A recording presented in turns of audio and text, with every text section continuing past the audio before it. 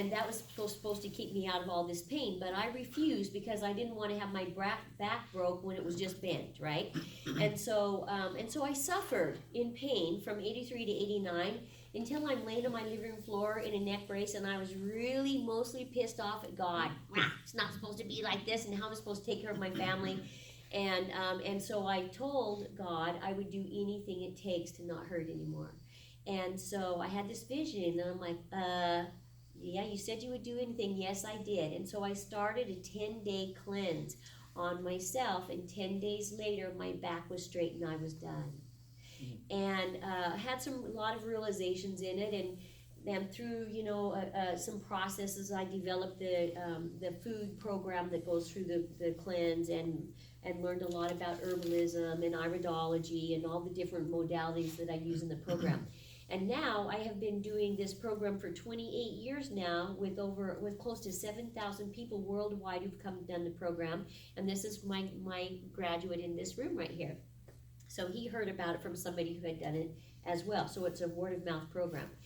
And so the way that it works is, and this is all things that you guys can do, that I want you to have some awareness of how the digestive system works and why it is very important for the overall health of our bodies, and how to work within that kind of understanding, okay? And so anytime you have a trauma, and you've had a meal in your belly. So let's say we sit around and we eat a meal, and then we sit around and talk for about 20 or 30 minutes, and then we go out and we have a trauma that happens to us, like we get into a car wreck or something. And all of a sudden your body goes into what's called a fight or flight response, right? All of you know what happens when you go into a shock system and your adrenals take over and get you out of pickles sometimes. People have been known to pick up cars when they're in the adrenaline fight or flight response, because there's a massive energy float that happens. And so I too know this one, okay? And so, but what happens is the digestive system, which is, everybody would run their tongue up the inside of your mouth. See that soft, sensitive tissue? That is your digestive system, all the way from your mouth to your rectum, all the way through your system. It's a soft tissue.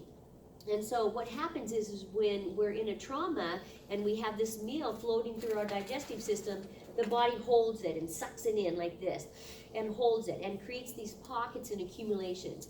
And depending on where they were, then that directly affects nutrition absorption to the organ that's corresponding to where the pocket is formed.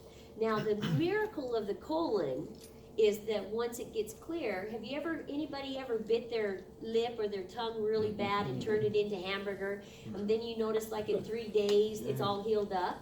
Because the miracle of this tissue is it heals in 72 hours once it's clear. I call it a resurrection because it's kind of magical. And so when you have a trauma or you're some kind of an illness, it's always best if you go on a soft food diet. So during our cleanse program, we have everybody on a soft food diet. You get to eat as much as you want, but you're on a soft food diet. And why? Because there's 2 reasons. But one of them is every time we eat, 85% of our energy is in our digestive system. And that's why we don't swim after we eat. It's dangerous, okay? And so on a soft food diet, what we're doing is we're bypassing the 85% energy consuming digestive system and putting more energy in regeneration of the organs, and only 5% in the digestive system. So everybody has to eat out of a blender, right?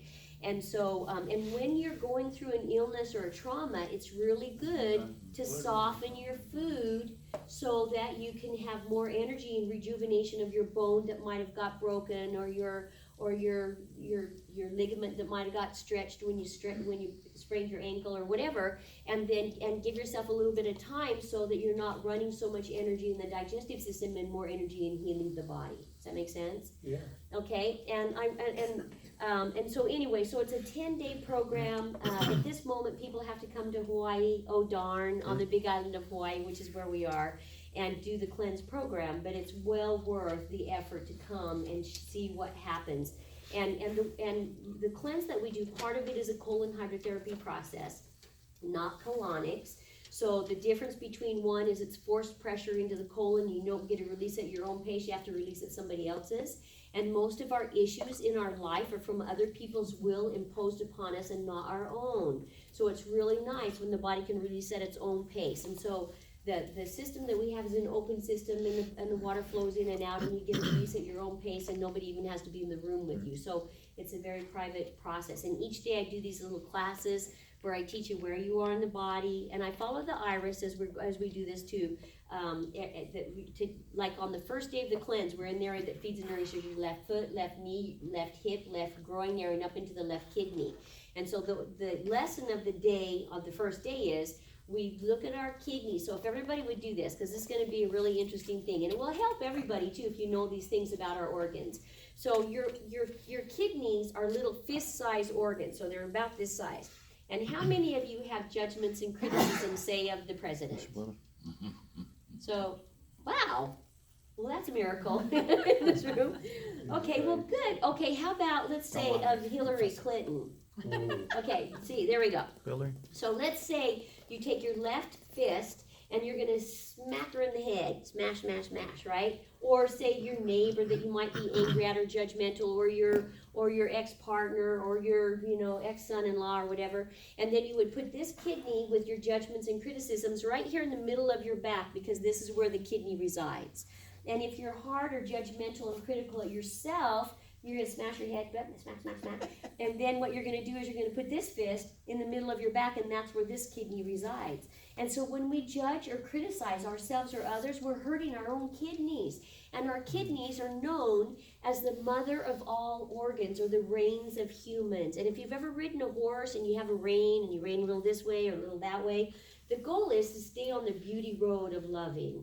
And when you're judging and criticizing another, you're not really seeing who they are, and of course they don't either. But that doesn't mean that your responsibility is to send them more blessings and stay on the beauty road anyway. Because we certainly don't want to end up on kidney dialysis or the house of the living dead, is what they call that. I didn't make that up. That's what they call it, right? And so judgment and criticism really hurt us, and so we start that. So today you're going to let that go, and the next day we're in the spleen and the pancreas, and this is the areas that we address the autoimmune system issues. Does anybody in here have autoimmune system issues? Okay, this is what, I'm going to tell you what is the cause, because I'm a causal healer. The cause of autoimmune system issues is worry. When we're like, what's next? You don't ever do that, right? And it's the lack of self-love. Because the spleen, again, a little fist-sized organ, is your immune system communicator. And it literally communicates at 238 miles per hour. You can't catch that thought so fast. Okay? And so let's say you have an illness or an infection, and your white cell count is out there fighting it. Your army's like beating up that illness or that infection. Yay, army. And the spleen's getting back there ready as a nursery for red blood cells and lymphocytes. And when it registers in the immune system that the infection or the illness is over, it shoots instructions at that massive rate of speed at 238 miles per hour to your pineal gland in the middle of your brain. And the pineal gland then shoots instructions to your adrenals, and the adrenals, little walnut-shaped organs that sits on top of your kidneys, release the natural steroid into the system to suppress white cell production. And then the spleen releases all these new red blood cells to bring your body back into balance after any kind of illness or injury. That's the job of the spleen. But if you're not loving yourself, and you're expecting other people to love you to make you feel better about yourself, then what's happening is you're hurting your own immune system. And it isn't about your partner's love or your loves to help your immune system stay strong. It's your own self-love. And here's where I ask this question. On a scale of 1 to 10, 10 high, how much do you love yourselves right now in this moment? And some of us say 10. I'm a 10. Okay. And on that scale of 1 to 10, 10 high, how much does God love you?